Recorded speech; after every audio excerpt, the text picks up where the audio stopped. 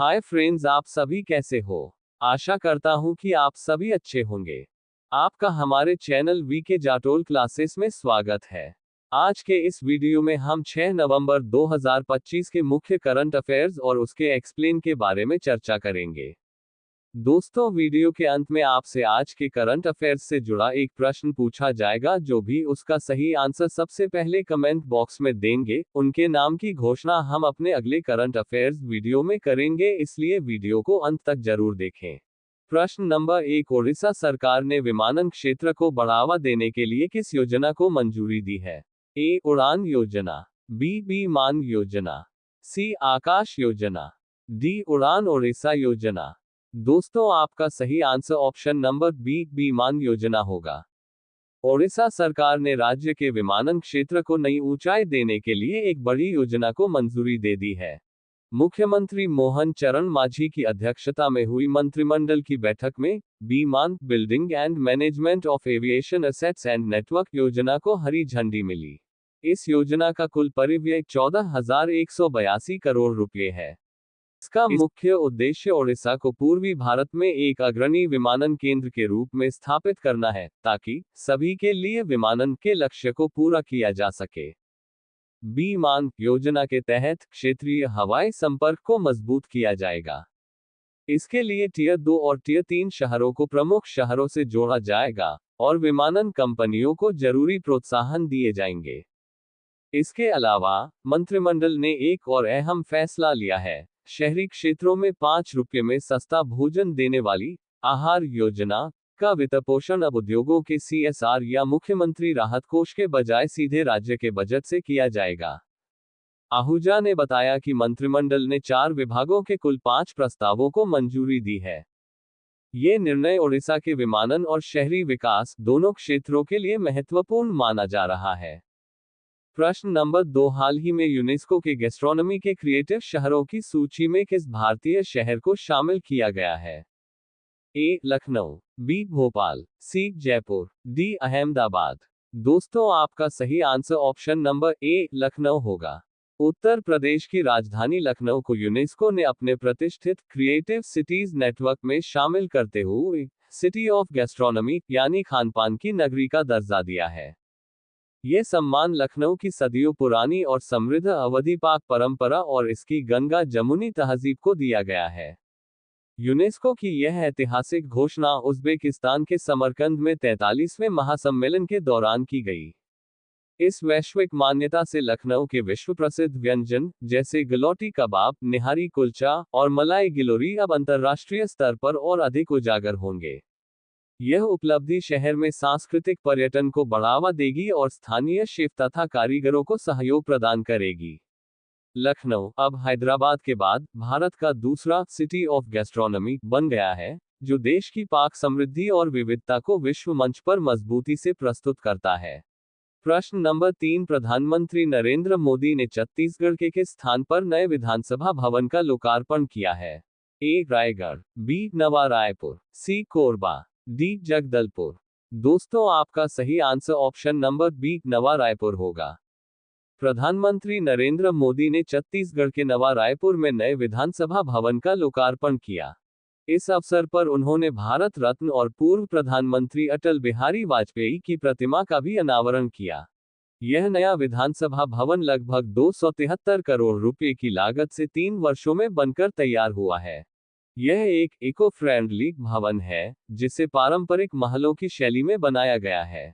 इसकी वास्तुकला में बस्तर सरगुजा 8 की झलक है और इसमें 13 गुंबद हैं, जिनके भीतर धान की बालियों के प्रतीक उकेरे गए हैं, जो राज्य की समृद्ध कृषि परंपरा को दर्शाते हैं। इस पैलेस विधानसभा भवन में high tech library, central hall और एक म्यूजियम जैसी आधुनिक सुविधाएं भी मौजूद हैं। कार्यक्रम में लोकसभा अध्यक्ष ओम बिरला और मुख्यमंत्री विष्णुदेव साय सहित कई गणमान्य व्यक्ति उपस्थित थे। इस अवसर पर पीएम मोदी ने परिसर में मां के नाम एक पेड़ भी लगाया। प्रश्न नंबर 4, भारत ने हाल ही में किस देश के आयनी एयरबेस पर अपना संचालन आधिकारिक रूप से बंद किया है? A, Uzbekistan, B, Afghanistan, C, Tajikistan, D, Kazakhstan. दोस्तों, आपका सही answer option number C, Tajikistan होगा। भारतीय सेना ने तजिकिस्तान के एक रणनीतिक एयरबेस पर अपनी मौजूदगी खत्म कर दी है। करीब 10 करोड़ डॉलर की लागत से भारत द्वारा विकसित किया गया यह एयरबेस भारत का एक महत्वपूर्ण विदेशी सैन्य अड्डा था।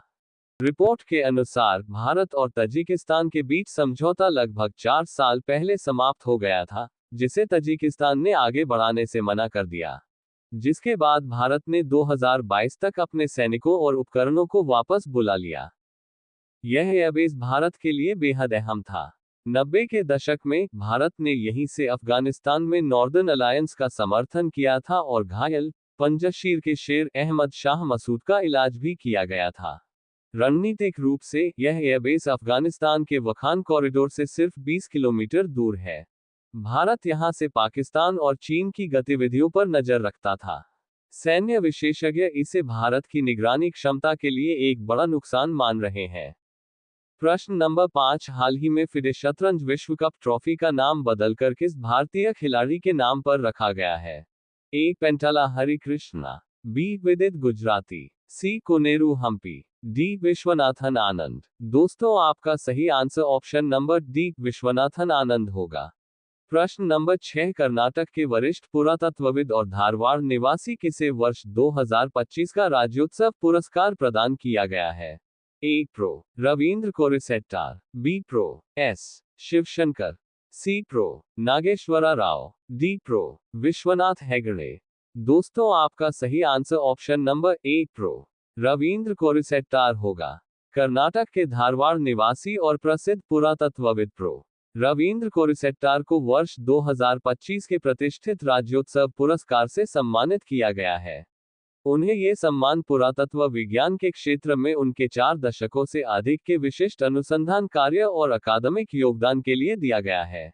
प्रो. कोरिसेट्टार ने भारतीय प्रागैतिहासिक अध्ययन को वैश्विक मंच तक पहुंचाने में महत्वपूर्ण भूमिका निभाई है।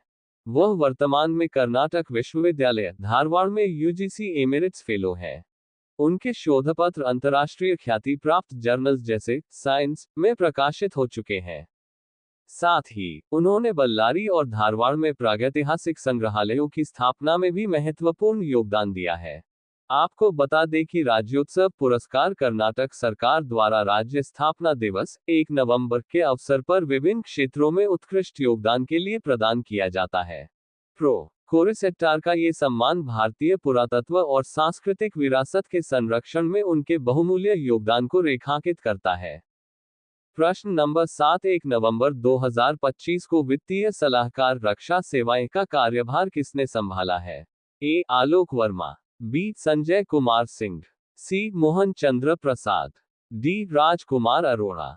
दोस्तों आपका सही आंसर ऑप्शन नंबर डी राजकुमार अरोड़ा होगा। प्रश्न नंबर 8, भारतीय नौसेना के चीफ ऑफ पर्सनल के रूप में किसे नियुक्त किया गया है? A. Gurcharan Singh, B. R. Hari Kumar, C. Vivek Ram Chaudhary, D. Sanjay Jasji. दोस्तों आपका सही answer option number A Gurcharan Singh होगा। प्रश्न नंबर 9, सामाजिक सुरक्षा के क्षेत्र में उत्कृष्ट उपलब्धि के लिए किस देश को अंतर्राष्ट्रीय सामाजिक सुरक्षा संघ ISSA पुरस्कार 2025 मिला है? A. Bharat, B. America, C. Singapore, D. चीन। दोस्तों आपका सही answer option number A Bharat होगा। सामाजिक सुरक्षा के क्षेत्र में उत्कृष्ट उपलब्धि के लिए भारत को अंतर्राष्ट्रीय सामाजिक सुरक्षा संघ ISSA पुरस्कार 2025 मिला है। ये पुरस्कार मलेशिया की राजधानी कुआलालंपुर में आयोजित विश्व सामाजिक सुरक्षा मंच पर केंद्रीय मंत्री मनसुख मांडविया ने ग्रहण किया। इस सम्मान के साथ ही भारत अब सामाजिक सुरक्षा प्रदान करने वाले दुनिया के अग्रणी देशों में शामिल हो गया है। मंत्री ने बताया कि प्रधानमंत्री नरेंद्र मोदी के समावेशी दृष्टिकोण के कारण भारत का सामाजिक सुरक्षा कवरेज 2015 के 19% से बढ़कर 2025 में 64.3% हो गया है। भारत ये प्रतिष्ठित पुरस्कार पाने वाला दुनिया का 5वां देश बन गया है। ये पुरस्कार 2013 में शुरू किया गया। ब्राजील ये पुरस्कार हासिल करने वाला पहला देश था। उसके बाद चीन 2016, रवांडा 2019 और आइसलैंड 2022 को ये पुरस्कार मिला है। प्रश्न नंबर 10, किस भारतीय टेनिस खिलाड़ी ने हाल ही में पेशेवर टेनिस से संन्यास लेने की घोषणा की है? ए. रोहन बोपन्ना, बी लिएंडर पेस, सी महेश भूपति, डी युकी भांबरी। दोस्तों आपका सही आंसर ऑप्शन नंबर ए रोहन बोपन्ना होगा। दिग्गज भारतीय टेनिस स्टार रोहन बोपन्ना ने अपने 2 दशक से भी ज्यादा लंबे शानदार पेशेवर करियर से संन्यास लेने की घोषणा कर दी है। बोपन्ना ने सोशल मीडिया पर एक भावुक पोस्ट साझा करते हुए अपने इस अविस्मरणीय सफर के लिए अपने प्रशंसकों, परिवार और कोचों का शुक्रिया अदा किया। उन्होंने लिखा कि भारत का प्रतिनिधित्व करना मेरे जीवन का सबसे बड़ा सम्मान रहा है। अपने करियर के दौरान बोपन्ना ने कई बड़ी सफलताएं हासिल की, जिनमें सबसे खास है 2017 में गैब्रिएला डाब्रोवस्की के साथ जीता गया फ्रेंच ओपन मिश्रित युगल का खिताब। उनका आखिरी पेशेवर मुकाबला पेरिस मास्टर्स 1000 में था। हालांकि बोपन्ना ने यह भी साफ किया है कि खिलाड़ी के तौर पर संन्यास लेने के बावजूद टेनिस से उनका जुड़ाव बना रहेगा। वह अब छोटे शहरों से आने वाले युवाओं को उनके टेनिस के सपने पूरे करने में मदद करके इस खेल को कुछ वापस देना चाहते हैं। अब ये प्रश्न आप लोगों के लिए। आप सभी लोग इसका आंसर कमेंट बॉक्स में जरूर बताएं। हाल ही में पुडुचेरी मुक्ति दिवस कब मनाया गया? ए 1 नवंबर, बी 2 नवंबर, सी 3 नवंबर, डी 4 नवंबर। लास्ट वीडियो के प्रश्न का आंसर हमने आपसे पूछा है कि हाल ही में कहां 69वें राष्ट्रीय स्कूल खेल 2025 अंडर 17 बालक एवं बालिका वर्ग बॉक्सिंग प्रतियोगिता का उद्घाटन किया गया? A Jaipur, B Itanagar, C Surat, D Lucknow. दोस्तों आपका सही answer option number B Itanagar होगा। यदि दोस्तों आपको हमारा यह वीडियो अच्छा लगा हो तो वीडियो को लाइक शेयर जरूर करें, साथ ही हमारे चैनल वीके जाटोल क्लासेस को सब्सक्राइब जरूर करें ताकि हमारे चैनल पर अपलोड होने वाली प्रत्येक वीडियो का नोटिफिकेशन आप तक तुरंत पहुंच सके।